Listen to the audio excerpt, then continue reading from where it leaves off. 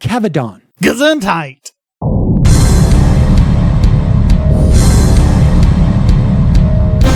It had been sold originally as a sleep aid, but there was a new worker at the FDA who had just taken over.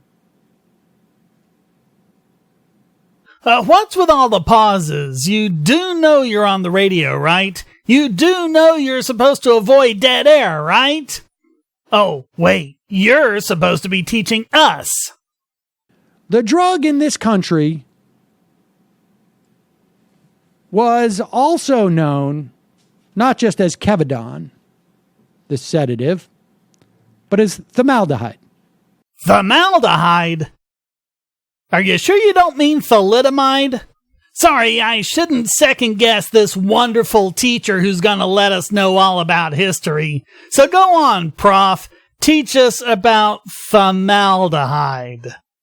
And more evidence was gathering that thalidomide. You've never even heard of thalidomide, have you? Oh, but you're so much more informed than we are, idiot. Was causing thousands of horrible birth defects in Europe. This is 1960, folks. This is before there was all this marketing savvy by the drug companies. This was also before anyone really understood the drug sensitivity of unborn children. Notice how many drugs nowadays say don't take if you're pregnant or nursing. Such a notice would be all that is needed for thalidomide. The company had made glowing claims about Kevadon's safety and effectiveness. It had been developed in West Germany, widely sold in Europe as a sedative. It supposedly gave you quick sleep without a hangover. It was also the safest sedative on the market. In fact, it was much safer than barbiturates, which were claiming 100,000 lives a year through overdoses. Something else this professor emeritus of history left out. No one knows how many babies were affected by thalidomide. Thalidomide! You're getting closer, though. But estimates range into the tens of thousands in Europe alone. I like how he says in Europe alone like it's a drop in the bucket instead of the only place thalidomide was being sold. Many were born without arms or legs, some with no limbs or with withered appendages protruding directly from the trunk. Some had no external ears or deformities or eyes or the esophagus or intestinal tracts. It's funny how this idiot is acting like we've never even heard of thalidomide. Been there, done that. We've had this discussion. Oh, but you're the one teaching us. I forgot.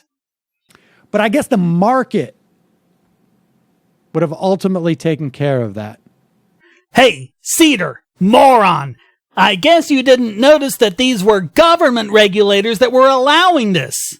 And by the way, isn't it funny that now Europe is supposedly the bastion of the free market, the way America is generally made out to be, and why can't America be more like wonderful socialist Europe?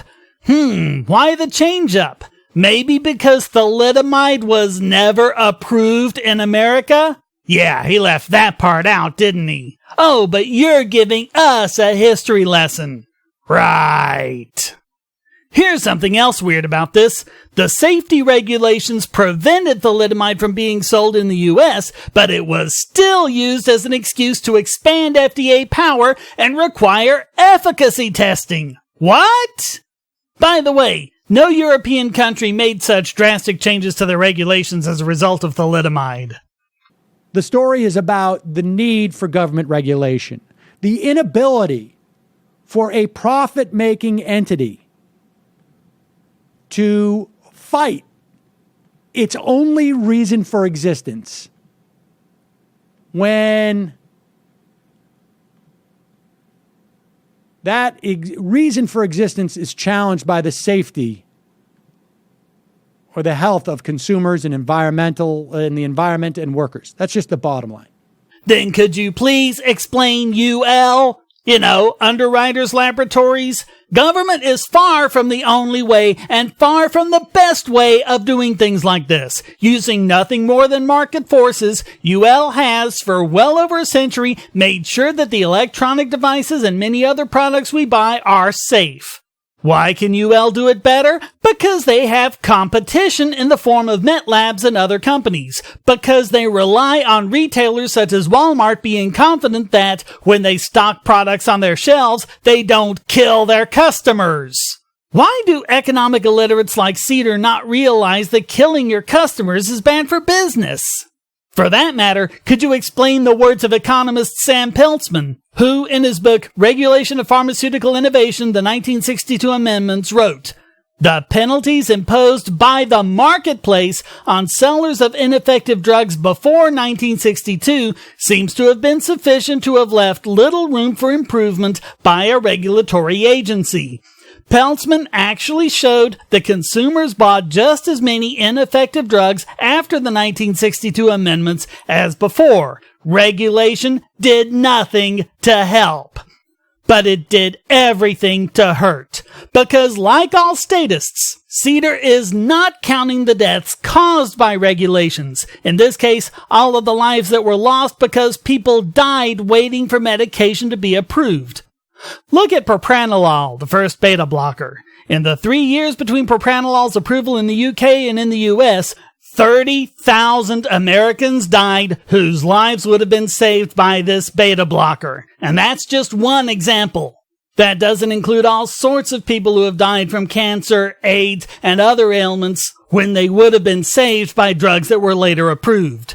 Most of this extra delay is because of efficacy testing, and that extra testing was put in place because of thalidomide. Thalidomide has killed far more people this way than it ever did pharmacologically. Hey, if you enjoyed this video, why not hit like and subscribe? And to make sure I can keep producing content, support this channel by becoming a patron. And check out all the other great content here, like this video selected especially for you.